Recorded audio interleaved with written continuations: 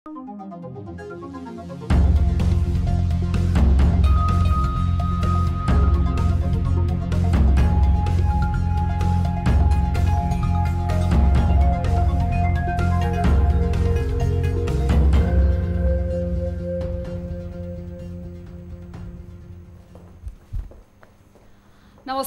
यो news 24 television prime time न्यूजमा स्वागत छ।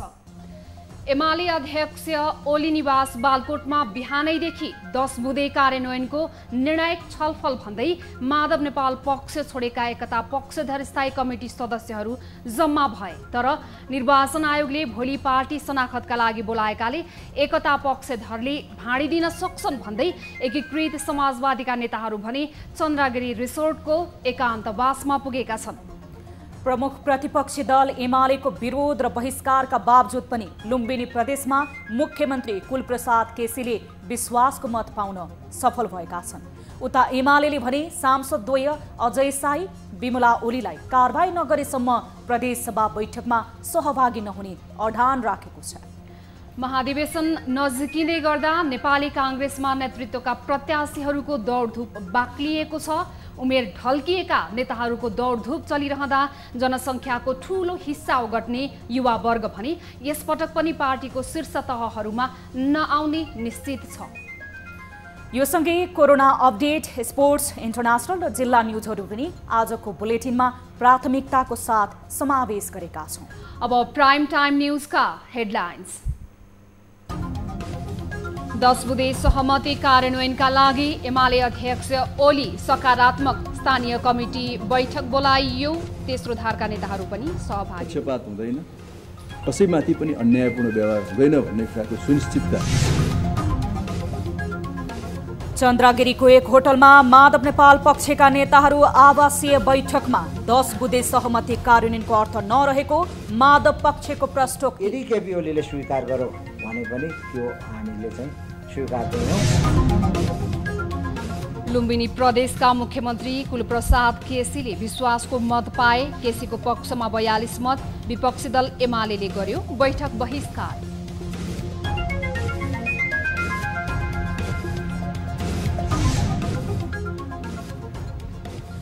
ओडा अधिवेशन अगावै कांग्रेस संस्थापनेतरले पार्टी सभापतिको उम्मेद्वार तय गर्ने, क्रियाशील सदस्यता विवाद मिलाउन माग, जिल्ला सभापतिहरूले धरना दिने।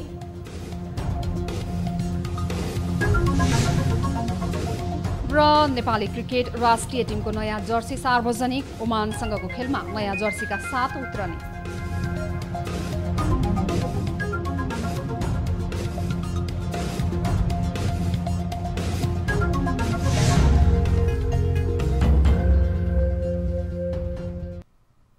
हामी निरन्तर न्युजमा छौं। तेस्रो धारमा उभिएका नेताहरूको माग सम्बोधन गर्न 10 बुँदे सहमति कार्यान्वयनका लागि छलफल गर्न नेकपा एमालेले स्थायी कमिटी बैठक बोलाएको छ। भोलि बोलाइएको स्थायी कमिटी बैठकमा तेस्रो धार भनिएका 9 जना नेताहरू समेत सहभागी हुने भएका छन्।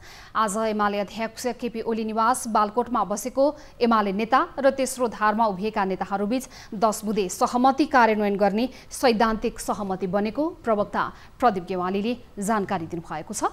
उहाँले पार्टीलाई थप एकताबद्ध रूपमा अघि बढाउन स्थायी कमिटी बैठकमा तेस्रो धारका नेताहरू पनि सहभागी हुने जानकारी गराउनुभयो। छलफलले 10 बुँदे प्रस्तावलाई कार्यान्वयनको प्रक्रिया जुन अब सुरु पनि भइसकेको छ त्यसलाई अझ तीव्रता दिने, यसको कार्यान्वयनलाई अगाडि बढाउने निर्णय गरेको छ र यसको बारेमा थप छलफल गर्नका लागि भोलि 11 बजे पार्टी स्थायी कमिटीको बैठक तुलसीलाल स्मृति प्रतिष्ठान चियासल ललितपुरमा बस्ने निर्णय भएको छ। माधव नेपाल पक्ष अर्कै पार्टी दर्ता गर्ने प्रक्रियामा रहेकाले अन्य नेताहरूलाई एमालेमा नै आउन आह्वान गरिएको छ। एमालेले माधव पक्षमा 20% सांसद पुग्न नदिने आन्तरिक तयारी थालेको छ। छलफलपछि एमाले एकताका लागि तेस्रो धारमा उभिएका नेता योगेश भट्टराईले पार्टीलाई समान व्यवहार गर्ने र पुरानै जिम्मेवारी दिने तथा 10 बुँदे सहमति कार्यान्वयन गर्ने सैद्धान्तिक सहमति जुटेको बताउनुभयो। देशभरका नेकपा एमालेका सम्पूर्ण कमरेडहरूलाई हामी कोही पनि विभाजनको पक्षमा नजाउँ, एकताकै पक्षमा हामी कायम हौँ। हाम्रा पुराना जिम्मेवारीहरू कायम हुनेछन् र पार्टीभित्र कसैमाथि पनि पक्षपात हुँदैन, कसैमाथि पनि अन्यायपूर्ण व्यवहार हुँदैन भन्ने कुराको सुनिश्चितता पार्टी स्थायी कमिटीले गर्छ। अध्यक्ष कमरेडको पनि त्यो प्रतिबद्धता छ। बैठकमा अध्यक्ष ओलीले मुलुकको राष्ट्रिय राजनीतिमा उत्पन्न जटिलता, संविधानको अपव्याख्या गर्दै मुलुकलाई पश्चगमनतर्फ लैजाने षड्यन्त्र भइरहेको बताउनु भएको थियो। मुलुकलाई पश्चगमनबाट जोगाउनका लागि पनि एमाले एकताबद्ध हुनुपर्नेमा ओलीको जोड रहेको थियो। एमाले उपाध्यक्ष भीम रावल, उपमहासचिव घनश्याम भुसाल, सचिव गोकर्ण विष्ट, स्थायी कमिटी सदस्य सुरेन्द्र पाण्डे लगायत नेताहरू ओलीसँग छलफल गर्न बालकोट पुगेका थिए। नेकपा एकीकृत समाजवादी दर्ताको चरणमा रहेका नेता माधव कुमार नेपाल आफू निकट सांसद र केन्द्रीय सदस्यलाई लिएर चन्द्रगिरी रिसोर्ट पुग्नु भएको छ। नेकपा एकीकृत समाजवादी दर्ताका लागि समर्थन गरेका केन्द्रीय सदस्य र सांसदहरूको बैठक बस्नका लागि यो समूह चन्द्रगिरी पुगेको हो। आज बस्नका लागि 60वटा कोठा बुक गरिएको र भोलि दिनभर त्यही बसेर बुधबार निर्वाचन आयोग नयाँ पार्टी दर्ताका लागि शनाखत गर्नका लागि पुग्ने बताइएको छ। आजै नेता नेपाल र राष्ट्रपति विद्यादेवी भण्डारी बीच शीतल निवासमा छलफल भएको थियो। सो क्रममा राष्ट्रपति भण्डारीले एमाले विभाजनका विषयमा चासो राखेको बुझिएको छ।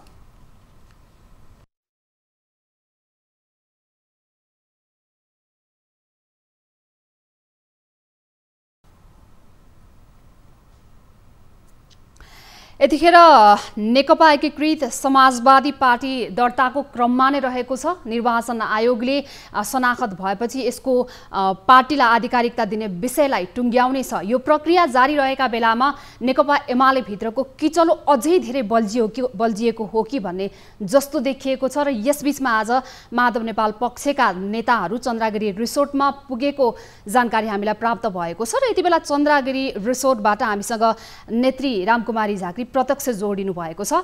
झाँक्रीज्यू नमस्कार, स्वागत छ यहाँलाई न्युज 24 टेलिभिजनमा। धन्यवाद। यहाँहरू अब सिधै यतिखेर 60वटा कोठा बुक गरेर चन्द्रगिरी रिसोर्टमा पुग्नुभयो। के का लागि तपाईँहरू यतिखेर रिसोर्टमा हुनुहुन्छ?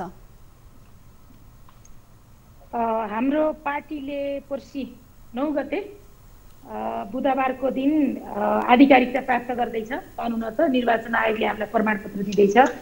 त्योभन्दा अगावै हामीले हाम्रो पार्टीको नेपाल कम्युनिस्ट पार्टी एकीकृत समाजवादीको घोषणापत्र, अन्तरिम विधान अनि नियावली र अहिलेको कम्युनिस्ट पार्टीको पुनर्गठन किन आवश्यक छ भन्ने विषयका हाम्रा 4वटा डकुमेन्टहरू हामीले मस्यौदा गरेका छौँ र यो मस्यौदा डकुमेन्टलाई आज हाम्रो 9औं राष्ट्रिय महाधिवेशनबाट निर्वाचित भएको केन्द्रीय कमिटीका सदस्यहरू जो हाम्रो दल विभाजनको लागि निर्वाचन आयोगमा हामीले आफ्नो निवेदन दिइसकेका छौँ। यही टिम र हाम्रो थप 31 जना सांसदहरू आज चन्द्रगिरीमा हामी आवासीय एउटा सेमिनारको लागि अथवा वर्कसपको लागि यहाँ उपस्थित भएका छौँ र हामीले आज भर्खरै मात्रै आउने क्रम जारी छ र सकभर सबैभन्दा अन्तिम यहाँ यो रिसोर्टमा पुग्ने मान्छे म हो, किनभने मैले यो डकुमेन्ट छापेर ल्याउनु पर्ने भएर अलिकति ढिला भयो।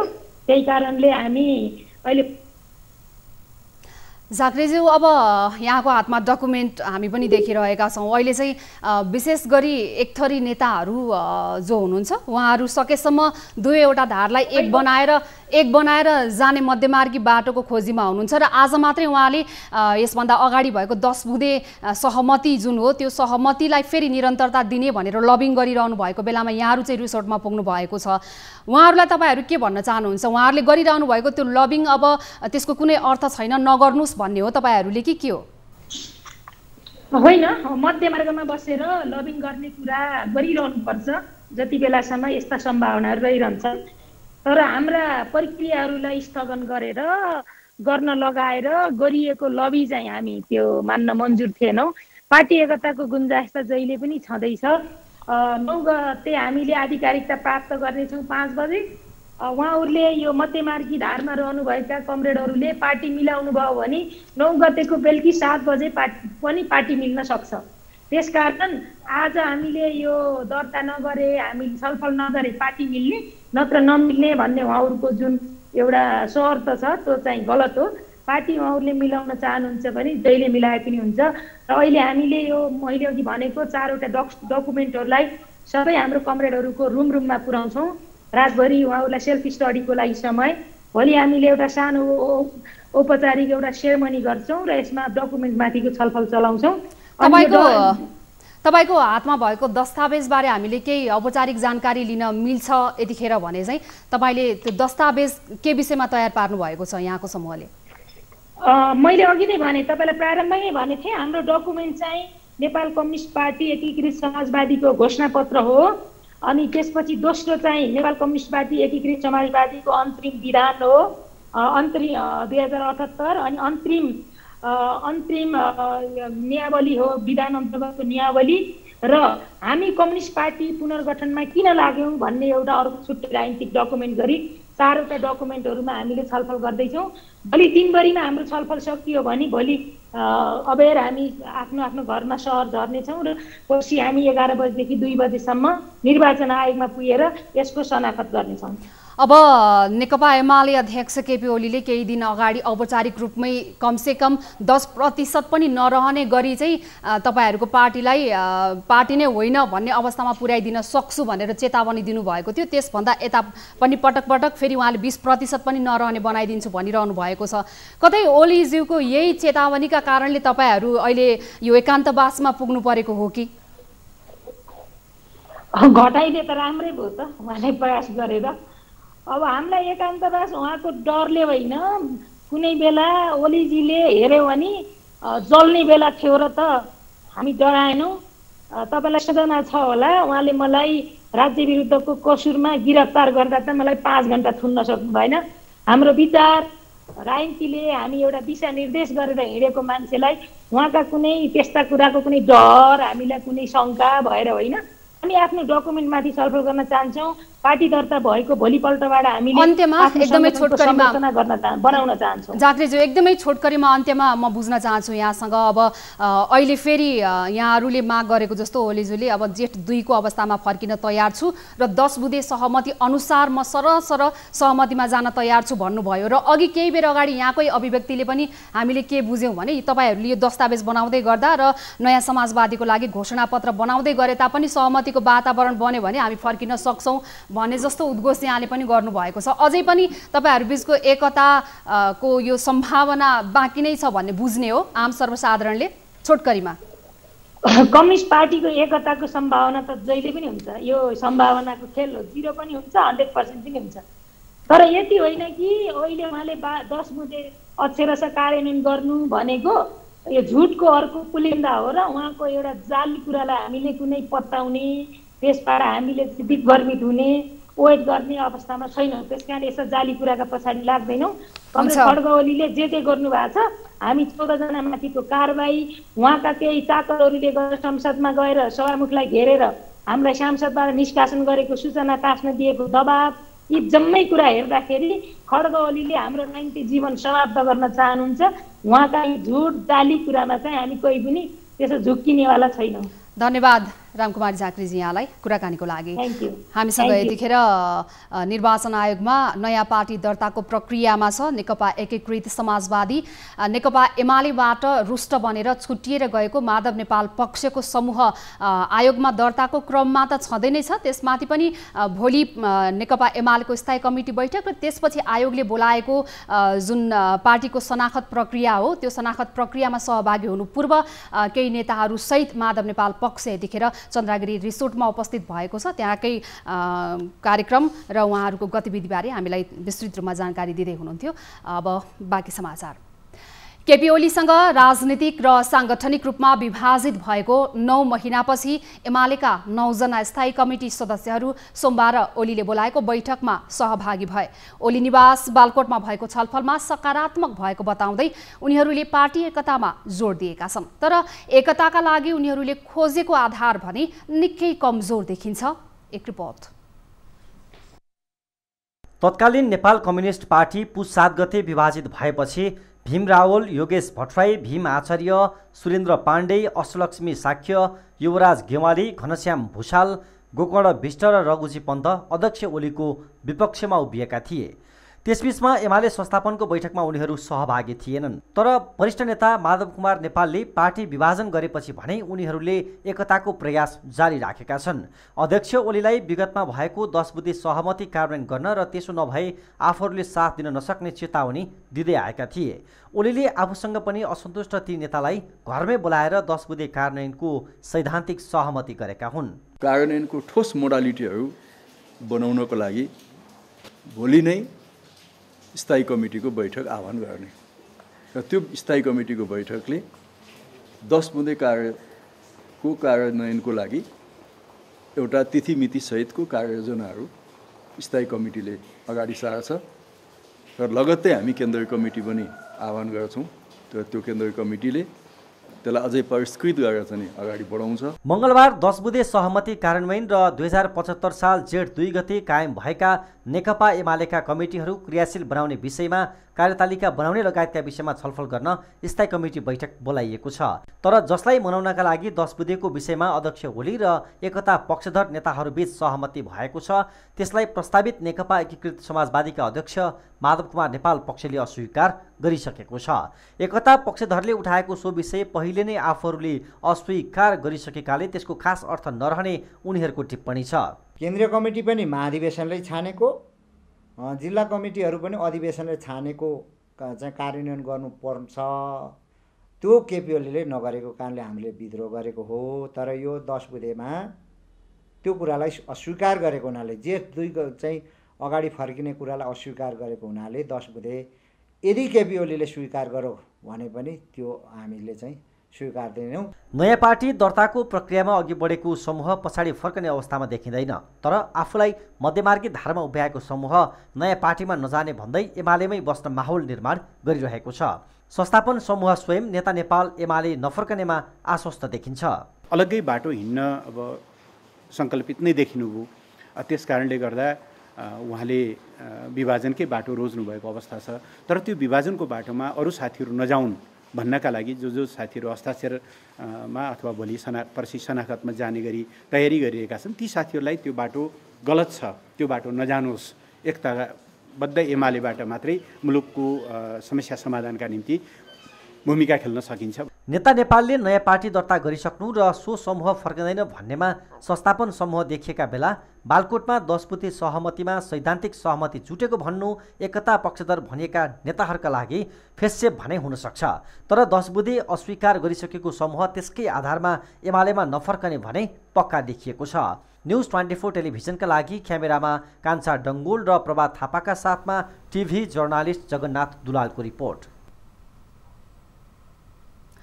प्रदेश सभामा प्रमुख विपक्षी दल एमालेको लगातार अवरोधका बीच लुम्बिनी प्रदेशका मुख्यमन्त्री कुलप्रसाद केसीले विश्वासको मत प्राप्त गरेका छन्। कारबाही गरेका 2 सांसदलाई प्रदेशसभाले पदमुक्त गर्नुपर्ने माग गर्दै एमालेले प्रदेशसभामा विरोध गरेको हो। विपक्षी एमाले सांसदहरूको बहिष्कारका बीच मुख्यमन्त्री केसीले आज विश्वासको मत लिनुभएको छ। प्रदेशसभा बैठकमा मुख्यमन्त्री केसीले विश्वासको मतका लागि गरेको प्रस्तावको पक्षमा 42 मत पर्यो। एमालेको बहिष्कार का कारण विपक्षमा 0 मत पर्यो। उपसभामुख कृष्ण थारू भनी तटस्थ बसिन्। 80 सदस्यीय प्रदेशसभामा मुख्यमन्त्रीले विश्वासको मत लिँदा 43 जना सांसद उपस्थित थिए। माओवादी केन्द्र संसदीय दलका नेता केसी, नेपाली कांग्रेस, जनता समाजवादी पार्टी र राष्ट्रिय जनमोर्चा र 1 जना स्वतन्त्र सांसदको समर्थनमा गत साउन 28 गते मुख्यमन्त्री नियुक्त हुनुभएको हो। विश्वासको मत माग्दै मुख्यमन्त्री केसीले प्रदेश सरकारको आवधिक योजना व्यवहारमा देखिने गरी कार्यान्वयन गर्ने बताउनु भएको छ। एमालेले भने सूर्य चिन्हबाट निर्वाचित सांसद अजय शाही र विमला कुमारी खत्री ओलीलाई कारबाही नगरेको भन्दै बैठक अवरुद्ध गर्दै आएको छ।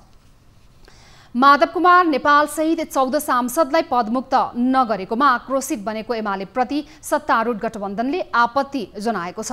गठबन्धन दलहरू नेपाली कांग्रेस, माओवादी केन्द्र, जनता समाजवादी पार्टी, राष्ट्रिय जनमोर्चा र एकीकृत समाजवादी पार्टीले संयुक्त वक्तव्य जारी गर्दै सभामुख अग्निप्रसाद सापकोटालाई धम्कीपूर्ण अभिव्यक्ति नदिन भनेका छन्। केही दिनअघि प्रमुख प्रतिपक्षी दल नेकपा एमालेका अध्यक्ष केपी शर्मा ओलीले सभामुख निष्पक्ष नबनेको भन्दै आलोचना गर्नुभएको थियो। उहाँले आफूहरूले 14 सांसदलाई पदमुक्त गरेको पत्र पठाए पनि निर्णय नदिएकोमा सभामुख सापकोटालाई संसद चलाउन मन छ कि छैन भन्दै चेतावनी दिएका थिए। सोही अभिव्यक्तिलाई लिएर सत्तारूढ गठबन्धनले आपत्ति जनाएको हो। कांग्रेसकी सचेतक पुष्पा भुसाल, माओवादी केन्द्रका प्रमुख सचेतक देव गुरुङ, जसपाका प्रदीप यादव र एकीकृत समाजवादीका जीवनराम श्रेष्ठको हस्ताक्षरित विज्ञप्तिमा सभामुखका विरुद्ध धम्कीपूर्ण अभिव्यक्तिहरू वर्तमान संवैधानिक व्यवस्था र लोकतान्त्रिक प्रणाली विरुद्ध भएको भन्दै संवैधानिक मर्यादा अवलम्बन गर्न समेत प्रतिपक्षी दलका नेता ओलीलाई आग्रह गरिएको छ।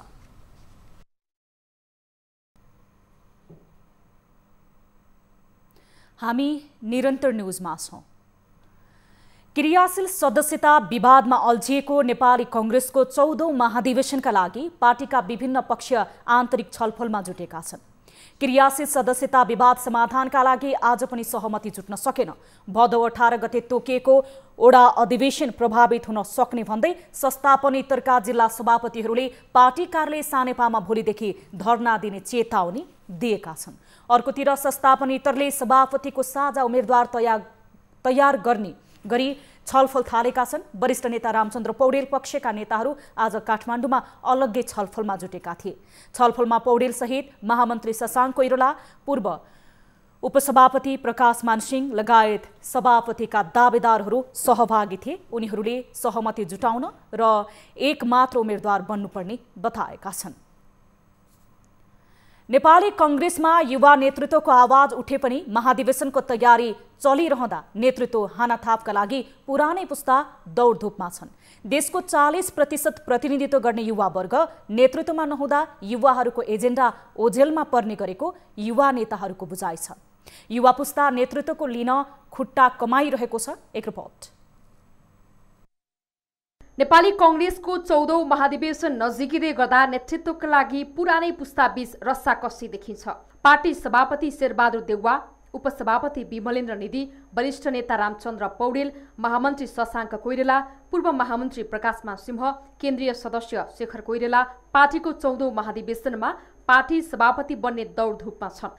तर देशको 40% प्रतिनिधित्व गर्ने युवा वर्गहरूको नेतृत्व गर्ने युवा पुस्ता भने नेतृत्वमा आउन तके नेतृत्वका लागि उम्मेद्वार घोषणा गर्न पनि डराइरहेका छन्। नेतृत्वको कार्यशैलीमा पटक पटक प्रश्न उठे पनि युवा नेता भने आवाज उठाउन हिचकिचाइरहेका छन्।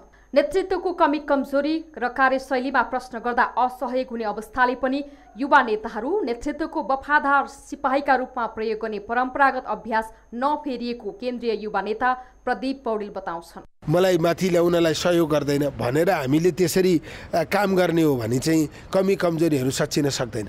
यो पार्टी पूर्ण रूपमा आचरणको हिसाबले, व्यवहारको हिसाबले, कार्यशैलीको हिसाबले लोकतान्त्रिक हुन सक्दैन। त्यसैले चाहिँ पछिल्लो पुस्ताले हस्तक्षेप गर्नै पर्छ। बिपी कोइरालाले राणासँग चाहिँ सत्ता 30 वर्षमा खोज्नु भएको। हाम्रो आदरणीय सभापति शेरबहादुर देउवा 49-50 सालमा चाहिँ 50 वर्षमा प्रधानमन्त्री हुनुभएको।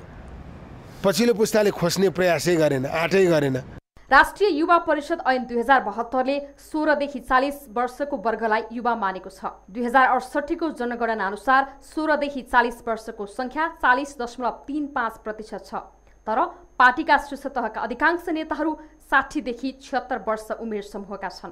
कांग्रेस सभापतिका दावेदार को कति वर्षका?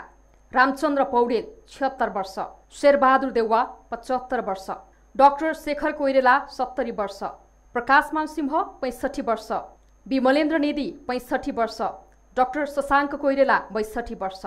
यी ज्येष्ठ नागरिकले नै नेतृत्व दाबी गर्दा युवाको एजेन्डा स्थापित हुन नसक्ने कांग्रेसको तेस्रो पुस्ताका नेताहरूको बुझाइ छ। हामी नेपाली कांग्रेसको चाहिँ अब नेतृत्व युवाले लिनुपर्छ र नेपाली कांग्रेसलाई चाहिँ समृद्ध राष्ट्रको विकास गर्ने चाहिँ माओ पार्टीको रूपमा नेपाली काङ्ग्रेसले विकास गर्नुपर्छ भन्ने रूप म पनि एउटा नेपाली कङ्ग्रेस एउटा युवा भएको कारणले गर्दाखेरि म चाहिँ युवा वर्ग नै नेपाली कङ्ग्रेसको एउटा चाहिँ नेतृत्वमा आओस् भन्ने चाहिँ चाहना राख्छु। त्यस्तै अर्का केन्द्रीय सदस्य शङ्कर भण्डारीले भने पार्टीमा युवाको भूमिकाको समीक्षासँगै नेतृत्वको लागि तयार हुनुपर्ने बताउँछन्।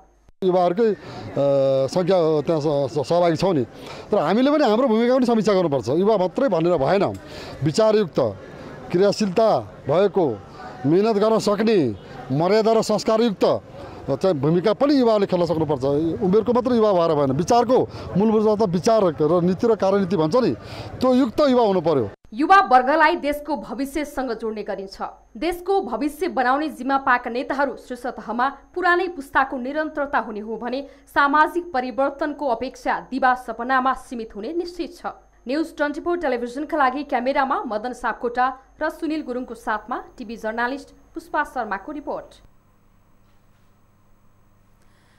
नेपालमा सोमबार थप 1801 जनामा कोरोना संक्रमण पुष्टि भएको छ। देशभर गरिएको 8704 वटा पीसीआर परीक्षणको क्रममा 1548 र 2622 एन्टिजेन परीक्षणको क्रममा 253 जनामा कोरोना संक्रमण पुष्टि भएको स्वास्थ्य मन्त्रालयले जनाएको छ।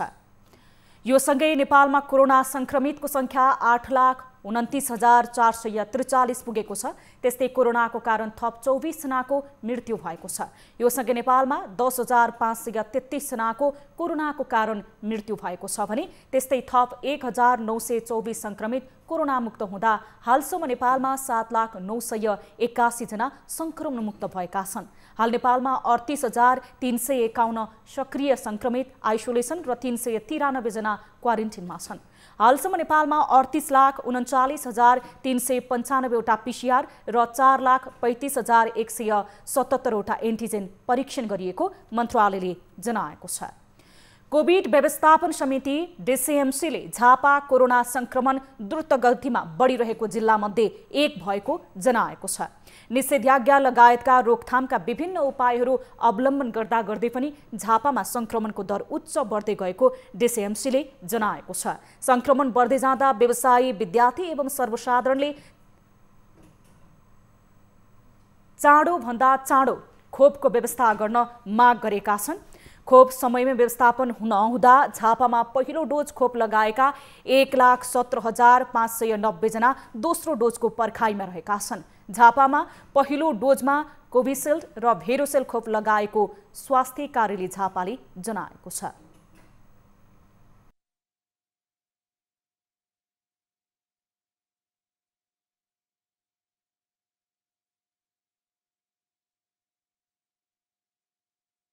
कोभिसिल्डको दोस्रो डोज पर्खेर बस्नुभएको जुन 44,000 भन्दा बढी हुनुहुन्छ, 44-45,000 आम जनसमुदाय, उहाँहरूको लागि चाहिँ हामीले भदौको 20 गतेभित्र हामी लगभग सुरु गर्छौँ। त्यसरी हामीले प्लान गरेको छौँ, किनभने हामीलाई अहिले चाहिँ अब एकैचोटि एस्ट्राजेनेकाको खोप र भेरोसिल एकैचोटि ल्याउँदाखेरि हाम्रो स्टोरले धान्दैन। अहिलेसम्म झापामा 1,88,741 जनाले खोप लगाइसकेका छन्। यीमध्ये पूर्ण डोज लगाउनेहरूको संख्या पनि 13,216 मात्र रहेका छन्। त्यसैगरी कोशी अस्पताल विराटनगरमा पनि कोरोना संक्रमितको चाप बढेको छ।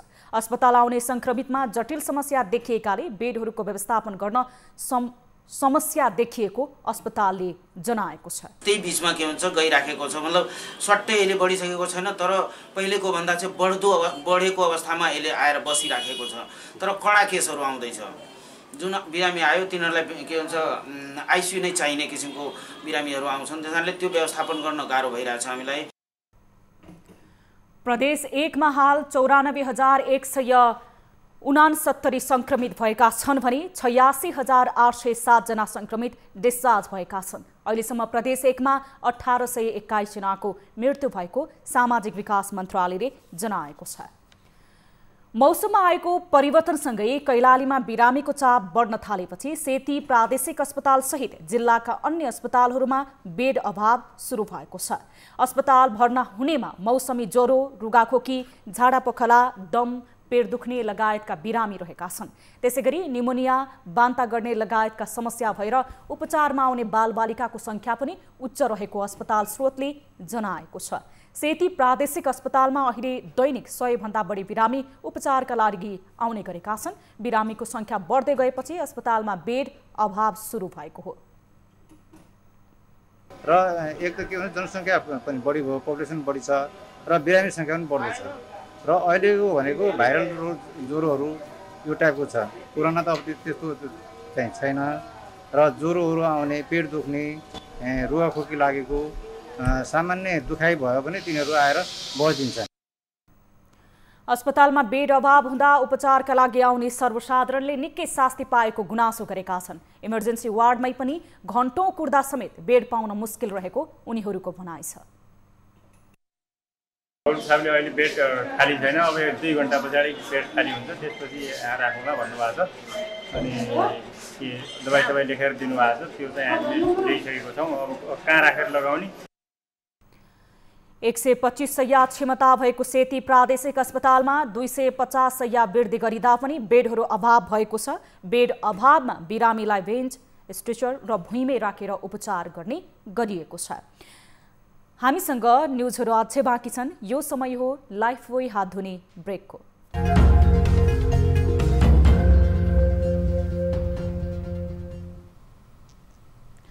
हामी निरन्तर न्युजमा छौं।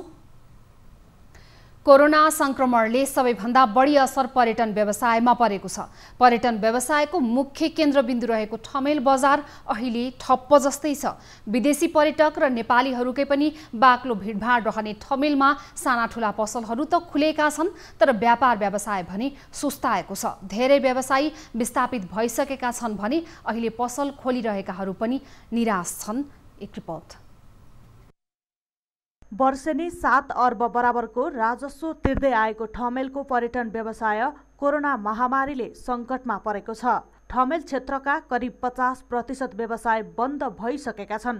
पहिलो लकडाउनपछि 2077 साल भदौसम्म ठमेलबाट hotel, restaurant, travel and tours तथा सरसामानका पसल लगायतका 700 भन्दा व्यवसायी विस्थापित भइसकेका छन्। व्यवसाय नै सङ्कटमा परेर विस्थापित हुने अवस्थामा पुगेका व्यवसायीहरूको तथ्याङ्क सङ्कलन गरेर पर्यटन मन्त्रालय, नेपाल पर्यटन बोर्ड, राष्ट्र बैंकदेखि सम्बन्धित सबै निकाय चहार्दा पनि केही सहयोग नपाएको ठमेल पर्यटन विकास परिषदको गुनासो छ।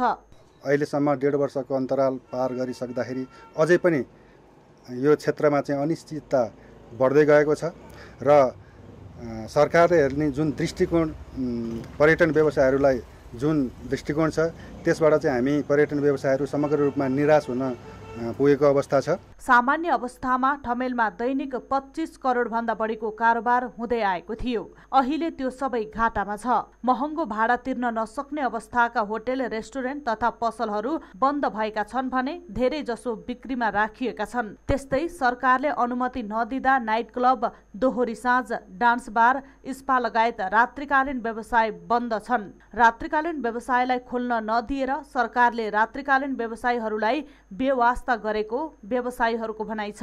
सबै व्यवसाय पूर्ण रूपमा विस्थापित हुने अवस्था आउँदा पनि सरकारले राहतको कुनै प्याकेज नल्याएको र व्यवसाय सञ्चालनमा समेत सहजीकरण नगरिदिएको भन्दै उनीहरू आक्रोशित छन्। सबै व्यवसाय खोल्न दिइसकेपछि अब चाहिँ हाम्रो व्यवसाय खोल्न दिएन भने अब चाहिँ हामी आन्दोलनमै जानुपर्ने हो कि के गर्नुपर्ने हो? हामी व्यवसायीहरू र हामी काम गर्ने श्रमिकहरू यो आन्दोलनमा उत्रिन चाहिँ तयार छ। अब चाहिँ राष्ट्र बैंकले व्यवसाय गर्न चाहनेहरूलाई बिना धितो 25 लाखसम्म सहुलियत कर्जा दिने व्यवस्था गरे पनि साना तथा मध्यम वर्गीय व्यवसायीहरूले नपाएको गुनासो गर्छन्। सुन्नीमै छौँ हामी, छोडेर जान पनि सकेका छैन, बसेर पनि हामीलाई केही फाइदा छैन। अहिले सरकारले कोरोनाका कारण समस्यामा परेका व्यवसायीहरूलाई सहयोग गर्ने घोषणा त पटक पटक गरेको छ, तर त्यस्तो सुविधा आफूहरूले नपाएको साना व्यवसायी बताउँछन्। ठमेलका पर्यटन व्यवसायी 5% ब्याज दरमा 25 लाखसम्म र पर्यटन मजदुरलाई मासिक 20,000सम्म बिना धितो ऋण दिनुपर्ने माग गर्छन्। व्यवसायी भनेको पहिल्यै कम्पनीबाट लोन लिएकोहरू मात्र हो कि जसलाई पहिल्यै लिएको छ उनीहरूलाई रिफाइनेन्सिङ र उनीहरूलाई त्यसकोमा चाहिँ गभर्मेन्टले हेरेको छ। जसको चाहिँ लोन लिएको छैन उनीहरू अब सस्टेन हुने कि नहुने, उनीहरूले चाहिँ अब काम गर्न पाउने कि नपाउने, उनीहरूले चाहिँ दिएको स्टाफहरू चाहिँ रोजगारी हुन पाउने कि नपाउने। ठमेल नेपालको पर्यटन क्षेत्रकै पहिचान समेत हो, तर कोरोनाका कारण सरकारले 8 बजेपछि कडाई गर्दा रात्रिकालीन व्यवसाय ठप्प छ। अन्तर्राष्ट्रिय उडानमा कमी आएसँगै पर्यटकको संख्या ह्वात्तै घटेको छ। त्यसको प्रत्यक्ष प्रभाव ठमेलमा परेको छ। पर्यटन क्षेत्रमा भएको खरबौं लगानी डुब्न नदिन र यस क्षेत्रमा संलग्न व्यवसायी र मजदुरहरूलाई पलायन हुनबाट रोक्न सरकारले तत्काल राहत दिन जरुरी छ। न्युज 24 टेलिभिजनका लागि क्यामेरामा केशव निरोलाका साथमा टिभी जर्नलिस्ट खगेश्वरी कार्कीको रिपोर्ट। टिकापुर घटनाको 6 वर्ष पुगेको अवसर पारेर थरुहट थारुवान राष्ट्रिय मोर्चाले कैलालीमा प्रदर्शन गरेको छ। भदौ 7 र 8 गतेलाई कालो दिनको रूपमा मनाउँदै आएको मोर्चाले कैलालीको लम्कीचुहा नगरपालिकाको भल्का चौकदेखि बलिया चौकसम्म विरोध र्याली सहित प्रदर्शन गरेको थियो। प्रदर्शनमा मोर्चाले टिकापुर मुद्दा खारेजी गरिनुपर्ने, कैलालीले निर्वाचन क्षेत्र नम्बर 1 बाट निर्वाचित निलम्बित सांसद रेशम चौधरी सहित राजबन्दीहरूलाई बिना शर्त रिहाई गर्नुपर्ने, राज्यको हरेक निकायमा थारू समुदायको पूर्ण समानुपातिक प्रतिनिधित्वको सुनिश्चितता गरिनुपर्ने, कञ्चनपुरदेखि नवलपरासीसम्म थरुहट प्रदेश कायम गरिनुपर्ने, गिरीशचन्द्र लाल आयोगको प्रतिवेदन सार्वजनिक गर्नुपर्ने लगायतका माग राखेको थियो। 6 वर्षअघि टिकापुर थरुहट आन्दोलनले हिंसात्मक रूप लिँदा नेपाल प्रहरीका वरिष्ठ उपरीक्षक लक्ष्मण न्यौपाने सहित 7 सुरक्षाकर्मी र 1 नाबालकले ज्यान गुमाएका थिए। आज गाईजात्रा अर्थात् भाद्र शुक्ल प्रतिपदा राजधानीमा यो पर्व विशेष रूपमा मनाउने गरिन्छ। मल्लकालीन संस्कृतिको झल्को दिने यो संस्कृति शिवमार्गी नेवारी समुदायमा विशेष रूपले मनाउने प्रचलन रहिआएको छ। एक रिपोर्ट।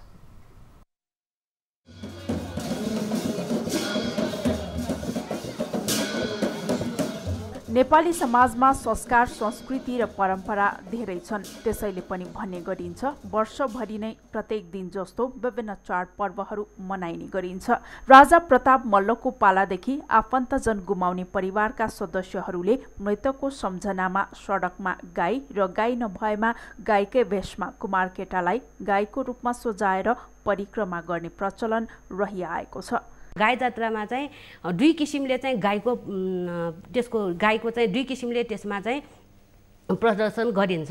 एउटा चाहिँ गाईको प्रतीकको रूपमा हैन, मान्छेलाई गाई बनाएर ल्याउने, त्यस्तै तासा ल्याउने, ढोकोमा त्यो ल्याउने, प्रिरङ्गमा चाहिँ सिँगारेर ल्याउने, अर्को चाहिँ गाईलाई नै ल्याउने चलन छ। विक्रम सम्वत 1641 देखि 1664 मा राजा प्रताप मल्लका छोराको निधनले उनकी रानीलाई परेको पुत्र वियोगको शोकका कारण विक्षिप्त बनेकाले उनको मन बहलाउन राजाले गाई जात्रा निकाल्ने प्रचलन सुरु गरेको इतिहास भेटिन्छ। यसो त गाईको स्वरूपको अलावा देवी देवतादेखि जोगीको वेशमा समेत सर्वसाधारणहरू सडकमा निस्किने गर्छन्। आफन्त गुमाएका परिवारका सदस्यहरू जात्रामा परिक्रमा गर्ने गर्दछन्।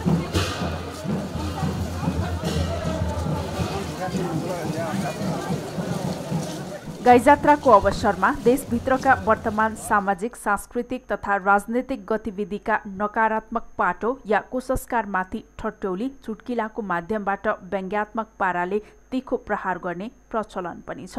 आजको दिनमा गरिने ठट्यौलीलाई रिस या राग राख्न नपाइने मान्यता छ। त्यसैले पनि वर्षभरिका विकृतिलाई आजका दिन पारेर चोटिलो प्रहार गर्ने गर्दछन्। जसको घरमा अब आफ्नो मान्छेहरू बितेको छ उहाँहरूको सम्झनामा हैन, अनि यो 365 दिनलाई गनेर 365 एउटा त्यस्तो कुनै आइटमहरू बनाएर अनि दान गर्ने। गत वर्ष संक्रमणकै कारण पूर्ण रूपमा स्थगित भएको सापारु यस वर्ष पनि कोरोना महामारीका बीच संस्कृति तथा धार्मिक महत्त्वको यो पर्व मनाउँदै गर्दा भिड नियन्त्रण तथा व्यवस्थित गर्न प्रहरीले विभिन्न स्थानीय क्लब तथा संघ संस्थाहरूसँग समन्वय गरेको प्रहरीको भनाइ छ। पेन्डेमिक अवस्थामा हामीले यसलाई ध्यान दिनुपर्ने कुराहरू छ। यहाँको स्थानीय क्लबहरू हामी सबै चाहिँ यो स्थानीय सरकार विशेष गरेर हाम्रो चाहिँ यहाँ हाम्रो साथीहरू स्थानीय क्लबहरू हुनुहुन्छ है, यसले सबैले हामीले समन्वय गरेका छौँ। क्लबहरूसँग यहाँको चाहिँ स्थानीय चाहिँ व्यक्तित्वहरूसँग मिलेर कसरी हुन्छ यसलाई अलिक कमभन्दा कम भेला जम्मा गरेर। गाईजात्रा काठमाडौँ उपत्यकामा मनाइने मुख्य चाड भए तापनि अन्य ठाउँमा समेत नेवार समुदायमा गाईजात्रा मनाउने चलन छ। आजको दिन यमराज अर्थात् मृत्युका देवताको पूजा अर्चना गरेमा मृत आत्माहरूले मुक्ति पाउने जनविश्वास छ। तर यस वर्ष सरकारले कोरोना भाइरसको संक्रमणका कारण भिड नगरी गाईजात्रा सम्पन्न गर्न आग्रह गरेको छ। क्यामेरामा मदन सापकोटाका साथ टिभी जर्नलिस्ट अनुला महर्जन, काठमाडौँ। हामी निरन्तर न्युजमा छौं। गाईजात्राको अवसर पारेर विराटनगरमा तेस्रो लिङ्गीहरूले र्याली निकालेका छन्। सामाजिक रूपमा उपेक्षा भोग्दै आएका तेस्रो लिङ्गीहरूले र्यालीमा पूर्ण अधिकार सुनिश्चितताको माग राखे। विराटनगर 12 स्थित महेन्द्र मोरङ क्याम्पस अगाडिबाट निस्किएको र्याली बस पार्क, महेन्द्र चोक, ट्राफिक चोक हुँदै संसारीमा स्थान पुगेर समापन भएको थियो। उनीहरूले वैवाहिक समानतालाई कानुनी मान्यता दिन, लिङ्ग, जात, धर्म र वर्णको आधारमा भेदभाव नगर्न आग्रह पनि गरे। र्यालीको आयोजना ब्लू डायमन्ड सोसाइटी मोरङ र राइट हियर राइट नाउ नामक संस्थाले गरेको थियो। ब्लू डायमन्ड सोसाइटीको तथ्याङ्कमा मोरङमा करिब 15,000 को संख्यामा तेस्रो लिङ्गीहरू रहेका छन्।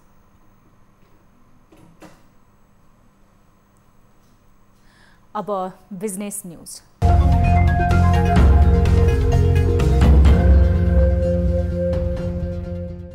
सोमबार नेपाली बजारमा सुनको मूल्य 200 रुपैयाँले बढेको छ। नेपाल सुन चाँदी व्यवसायी महासंघका अनुसार आइतबारको मूल्यमा 200 रुपैयाँले बढ्दै सोमबार सुनको मूल्य प्रति तोला 91,100 रुपैयाँ कायम भएको छ। आइतबार बजारमा सुन प्रति तोला 90,900 रुपैयाँमा कारोबार भएको थियो। यस्तै सोमबार तेजाबी सुनको मूल्य तोलामा 200 रुपैयाँले नै बढेर 90,600 रुपैयाँ पुगेको महासंघले जनाएको छ। यता चाँदीको मूल्य पनि सोमबार प्रति तोला 10 रुपैयाँले बढेर 1,190 रुपैयाँ पुगेको छ। आइतबार चाँदी प्रति तोला 1,180 रुपैयाँमा कारोबार भएको थियो। गत 3 हप्तादेखि सुन चाँदीको मूल्य निरन्तर रूपमा बढ्दै गएको छ। मानुषी लघुवृत्त वित्तीय संस्थाको आइपिओ बाँडफाँड भएको छ। कम्पनीले गत साउन 27 गतेदेखि 31 गतेसम्म सर्वसाधारणका लागि बिक्री खुल्ला गरेको 3,93,750 किता शेयर आइपिओ सोमबार बिहान बाँडफाँड गरेको हो। गोला प्रथाबाट गरिएको बाँडफाँडमा कुल 36,856 जनाले 10-10 किताका दरले शेयर हात पारेका छन् भने लक्की 3 जनाले 11-11 किता शेयर पारेको बिक्री प्रबन्धक नेपाल एसबीआई मर्चेन्टले जनाएको छ। कम्पनीको आइपिओको लागि कुल 23,54,784 जनाले 2,95,74,750 किताका लागि दिएको आवेदन सदर भएको थियो भने 7,043 जनाको आवेदन रद्द भएको थियो। कम्पनीले सर्वसाधारणका लागि कुल 3,93,750 किता शेयर आइपिओ निष्कासन गरेकोमा 5,469 किता शेयर कर्मचारीको लागि छुट्याएर बाँकी रहेको 19,688 किता सामूहिक लगानी कोषको र 3,68,593 किता शेयर सर्वसाधारणका लागि निष्कासन गरेको थियो।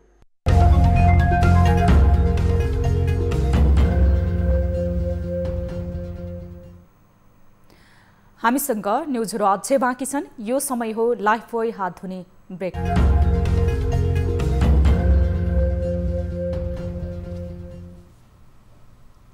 हामी निरन्तर न्युजमा छौं। अब स्पोर्ट्स न्युज।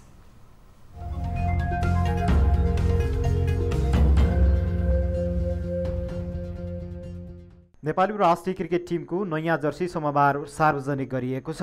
नेपाल क्रिकेट सङ्घ क्यान र राष्ट्रिय टिमको मुख्य प्रायोजक माई सेकेन्ड टिचरका प्रतिनिधिले सोमबार संयुक्त रूपमा जर्सी सार्वजनिक गरेका हुन्। क्यानले नयाँ जर्सीको डिजाइनका लागि खुला प्रतियोगिता गरेको थियो, जसमा करिब 500 डिजाइन क्यानलाई प्राप्त भएका थिए। तीमध्ये आदर्श पोखरेलले बनाएको डिजाइन छनौट भएको क्यानले जनाएको छ। पोखरेलले क्यानबाट नगद पुरस्कार समेत प्राप्त गरेका छन्। पपुवा न्युगिनीसँगको 2 खेलको ओडिआईको श्रृङ्खला र अमेरिका ओमानसँगको त्रिकोणीय श्रृङ्खला खेल्न नेपाली राष्ट्रिय टिम ओमानतर्फ प्रस्थान गर्दैछ। ओमान जानु अघि नेपाली राष्ट्रिय क्रिकेट टिमले नयाँ जर्सी पाएको हो। ओमानमा अब नेपाली क्रिकेट टिम नयाँ जर्सीका साथ मैदानमा उत्रिनेछ। प्राइम टाइम न्युज सक्नु अघि अहिलेसम्मका हेडलाइन्स पुनः एकपटक। 10 बुँदे सहमति कार्यान्वयनका लागि एमाले अध्यक्ष ओली सकारात्मक स्थानीय कमिटी बैठक बोलाइयो। तेस्रो धारका नेताहरू पनि सहभागी हुने। पक्षपात हुँदैन, कसैमाथि पनि अन्यायपूर्ण व्यवहार हुँदैन भन्ने कुराको सुनिश्चितता चन्द्रगिरीको एक होटलमा माधव नेपाल पक्षका नेताहरू आवासीय बैठकमा 10 बुँदे सहमति कार्यान्वयनको अर्थ नरहेको माधव पक्षको प्रश्नोक्ति। यदि केपी ओलीले स्वीकार गर्यो भने पनि त्यो हामीले चाहिँ स्वीकार्दैनौँ। लुम्बिनी प्रदेशका मुख्यमन्त्री कुलप्रसाद केसीले विश्वासको मत पाए। केसीको पक्षमा 42 मत। विपक्षी दल एमालेले गर्यो बैठक बहिष्कार।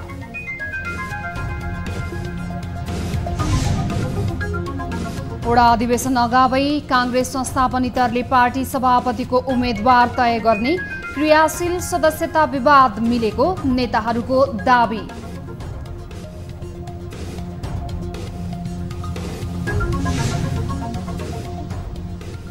र नेपाली क्रिकेट राष्ट्रिय टिमको नयाँ जर्सी सार्वजनिक। ओमानसँगको खेलमा नयाँ जर्सीको साथ उत्रिने।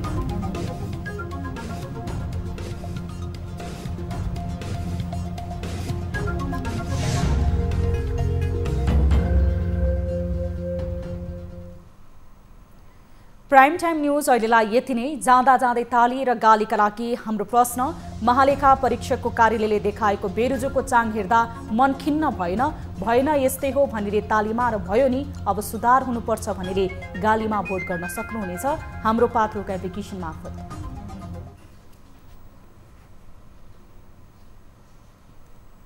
थप न्यूजका लागि हाम्रो वेबसाइट www.news24nepal.com हेर्नुहोला। साथै हामीलाई फेसबुक, ट्विटर र युट्युबमा पनि फलो गर्न सक्नुहुन्छ। यस्तै मोबाइल, भाइबर र इमेलबाट न्यूज24 टेलिभिजनको हेल्प डेस्कमा कुनै समस्या र गुनासो छन् भने प्रत्यक्ष रूपमा सम्पर्क गर्न सक्नुहुनेछ। हामी निरन्तर न्यूजमा छौँ। नमस्ते।